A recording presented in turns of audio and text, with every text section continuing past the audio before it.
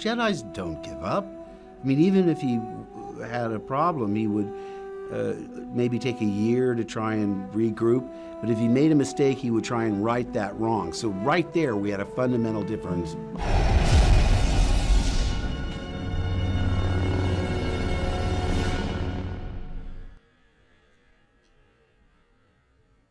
This silence is what was going through my brain after the credits started to roll after watching The Last Jedi. I didn't know what to think. I thought it was strange and I had something wrong with me because I didn't feel anything. The film finished and it almost felt like everything was disappointingly wrapped up with nothing at the end to get you excited for episode 9.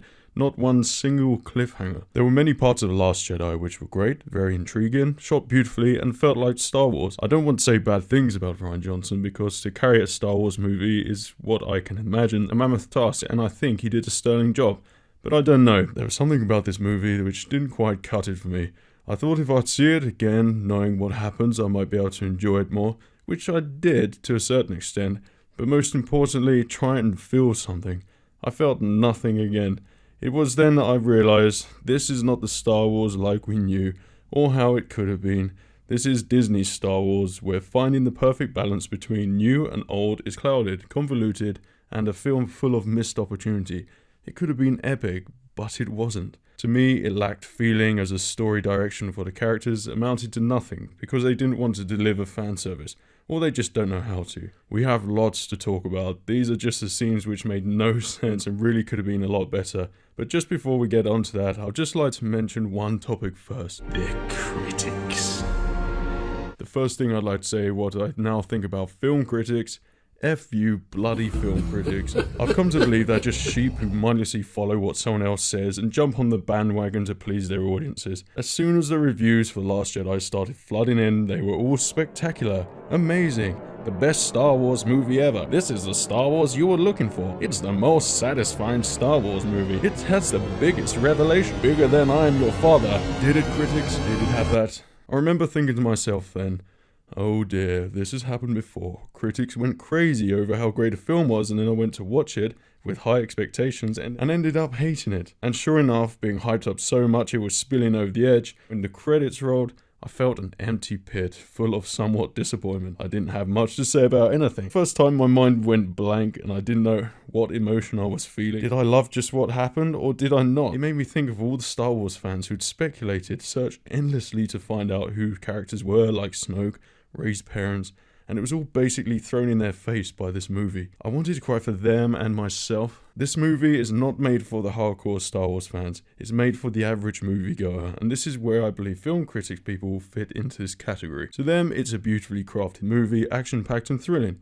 So of course it's going to be great for them, but to a Star Wars fan, us, were already tricked into thinking so many of these characters were important due to it being set up in the Force Awakens movie, more like you were forced to be awoken, I don't know.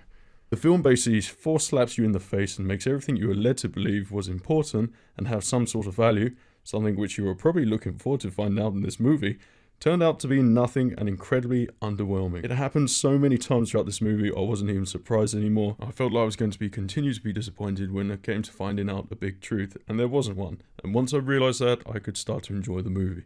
Luke throwing away his lightsaber. Something I felt mildly disturbing in this movie was its sense of humour. The bits like the Hux and Poe Dameron your mother joke just didn't fit into Star Wars for 1 second. As soon as I heard that, I thought to myself, could you imagine that in the original Star Wars movies? Han Solo contacts Tarkin and mentions his mother. I mean, not even the prequels would go that far, even if Sand is coarse, rough, and irritating. But my main issue was mainly with Luke throwing away his lightsaber. I don't know about you, but to me it made no sense. The last time he used his lightsaber was against his father on Bespin, falling down into the clouds. The fact Rey has got it in her hands should be amazing enough for him. But then I thought, well, as the lightsaber gave Rey a force vision, then surely Luke is going to feel something. But no. It was a classic case of The Force Awakens introducing something which had potential, and then The Last Jedi turned it upside down, spinning it around, and then making it utterly disappointing when the perfect opportunity arose. It was exchanged for a cheap laugh. I thought to myself, would Luke actually do that to something as important as his father's lightsaber passed down to him from Obi-Wan?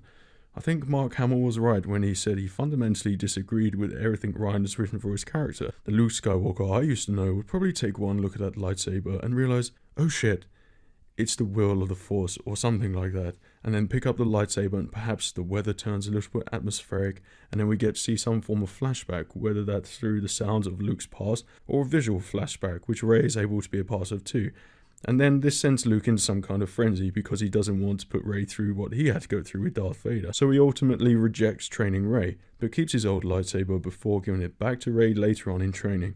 The more I think about these simple scenes, it makes me think I watched The Last Jedi in some sort of alternate reality, and it hasn't actually happened yet. This movie comes across as oblivious when obvious plot directions are presented to the audience. It chose to take a Disney direction, and that was not understanding Star Wars, and to make something which feels like Star Wars, but magnificently capturing the underwhelming emptiness in every scene, which is deemed important to Star Wars fans, in exchange for a cheap laugh to keep up to the times with the cool people. I'm just looking forward to the next movie when they all start doing this joke.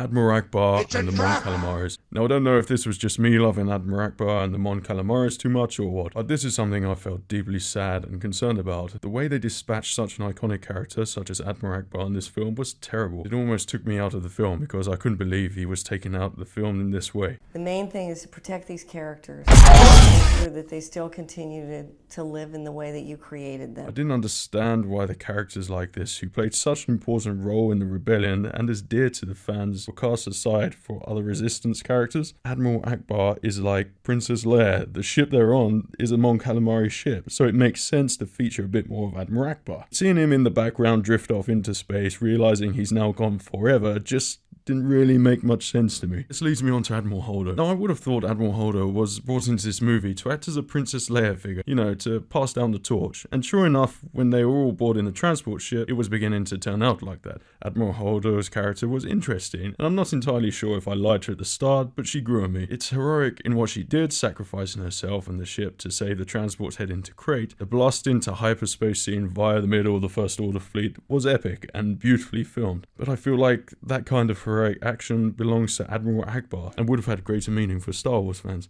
And it was this what I mentioned earlier about the film not being made for Star Wars fans. It was almost as if Disney didn't care about these iconic side characters George Lucas created. Just think about it. Admiral Holdo should have survived, and now would have been the perfect candidate for the next film to lead the rebellion, and perhaps even with Poe. We've seen some interesting character development with them both, and now they respect one another, so it's right that they both lead the rebellion. That would have been quite exciting. However, Admiral Ackbar should have told Leia to leave the ship, and he and his willing, faithful Mon Calamari companions should have done the heroic act of saving the rebellion. Before they jumped into hyperspace, Admiral Ackbar could have said something epic, which would have gone down in Star Wars history. And if you know what Admiral Ackbar's last words should have been, I'd love to hear what you think down below. Why did Supreme Leader Snoke die so early on? It's understandable they all wanted to create something which didn't mimic the sequels.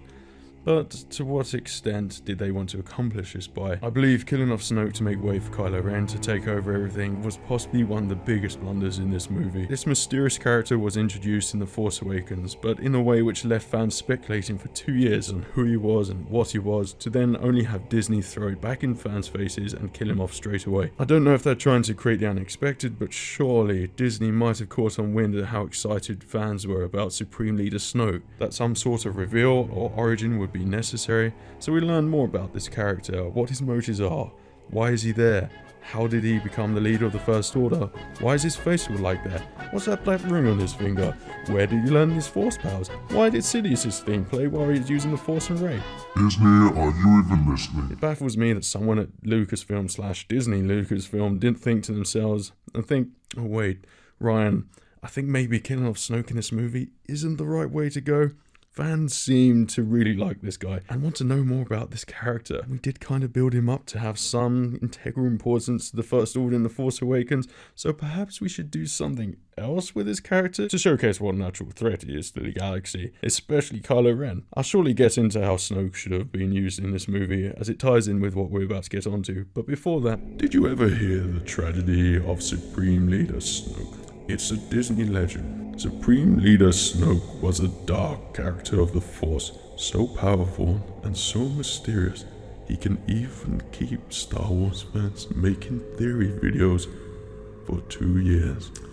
He had such an on-screen presence, he could even make fans gasp when they saw him on screen. He became so hyped, the only thing Disney was afraid of was losing their power, which eventually of course he did. Unfortunately, Disney told Rian Johnson everything they knew, Then Disney killed off Snoke within minutes. It's ironic. They could create characters fans would love, but not know what to do with them.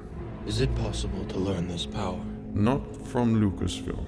Rey and Kylo Ren not joining forces. What was apparent to me at this point was which direction they should have gone when Kylo and Rey had a chance to join forces and create something new. The whole film had effectively been teasing and building up to this, and lo and behold, it becomes a missed opportunity. The fact Kylo didn't turn just made it seem like we were going back to The Force Awakens and his character hadn't progressed forward. I know the reason why they didn't want to go down this route, and that was because they probably wanted to avoid replicating the sequel story and Vader's turn, but then I remembered A Force Awakens. It would have been interesting to experience Kylo's turn to the light, but still show how he could turn back if he was provoked, something I feared which was lacking profusely at this point in the movie.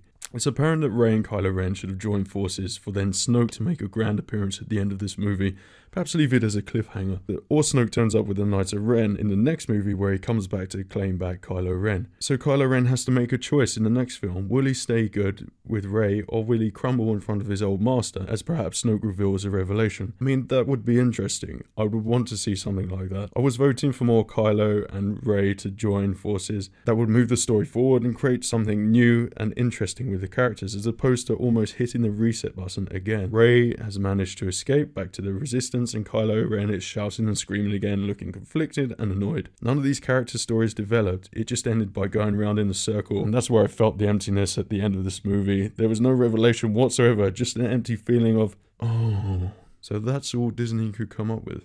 Canto Bight. This was another part of the story I was being torn apart from. I really liked Canto Bight, the music, the atmosphere. It was all great and seemed exciting. Oh my God!